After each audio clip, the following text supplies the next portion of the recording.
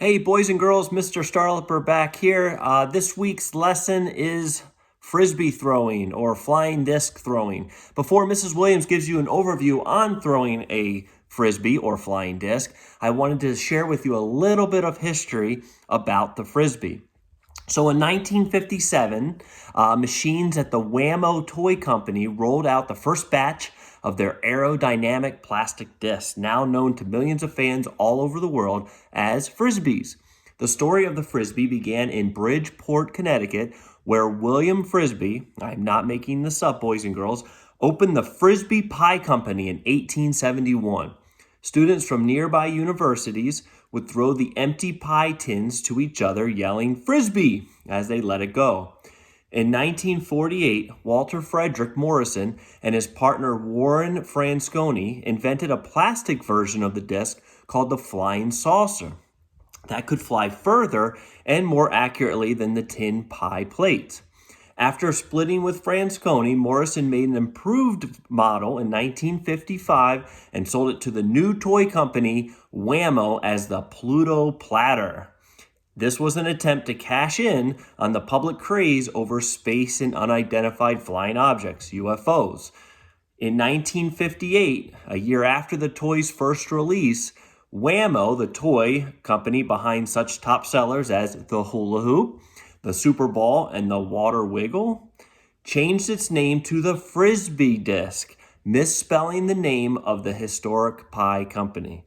There's your little bit of history on the Frisbee. Now here's an overview on how to throw a Frisbee. Good morning, boys and girls. We're going to work on some Frisbee throwing today, working on the grip, working on the release, and then working on catching. So for your grip, your thumb is going to be on top, your pointer finger is going to be on the side, and your other three fingers underneath. And this is on your dominant hand or throwing arm.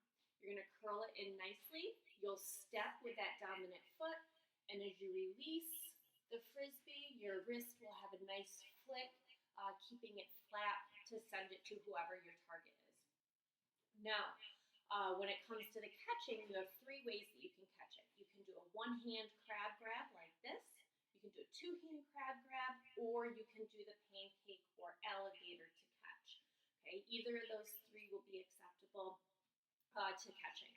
Now, if you don't have a Frisbee at home, we have another option for you, and you can use paper plates. So I have two of them here together.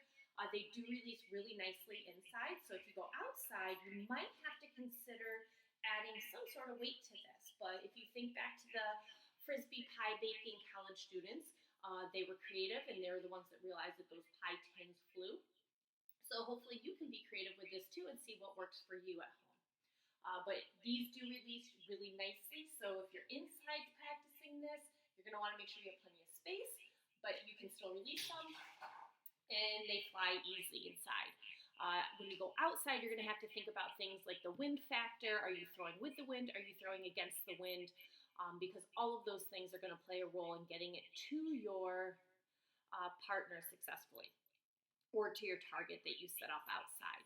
So give it a try this week. We want you to work on those Frisbee throwing skills with a partner or just throwing for distance so that you can work on releasing that Frisbee nice and flat. If you release it up in the air, remember it's going to give you a boomerang effect and it can come right back to you. And that's what we want to avoid when throwing a Frisbee.